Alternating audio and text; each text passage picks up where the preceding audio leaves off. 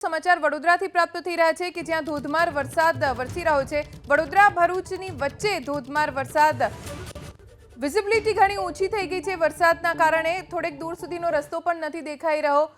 વાહન ચાલકો હેડલાઇટ્સ અથવા તો પાર્કિંગ લાઇટ્સ ચાલુ રાખીને વાહન ચલાવી રહ્યા છે। ભારે વરસાદના કારણે વાહન વ્યવહાર પ્રભાવિત થઈ રહ્યો છે કેમ કે હાઈવે ઉપર વિઝિબિલિટી ખૂબ જ ઓછી થઈ ગઈ છે। હવામાન વિભાગનું અનુમાન હતું કે મધ્ય ગુજરાતના કેટલાક વિસ્તારોમાં વરસાદ વરસશે। જો કે આગાહી મુજબ જ મધ્ય ગુજરાત, દક્ષિણ ગુજરાત, સૌરાષ્ટ્રના કેટલાક વિસ્તારો એવા છે કે જ્યાં આજે સવારથી જ વરસાદી માહોલ જામ્યો છે।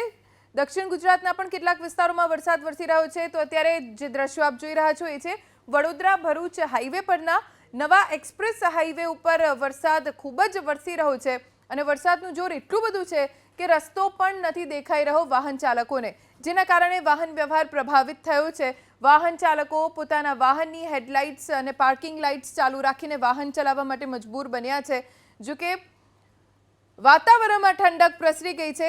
જ્યાં વરસાદની ઘટ છે એવા ગ્રામ્ય વિસ્તારોમાં આ વરસાદ આશીર્વાદ સમાન છે।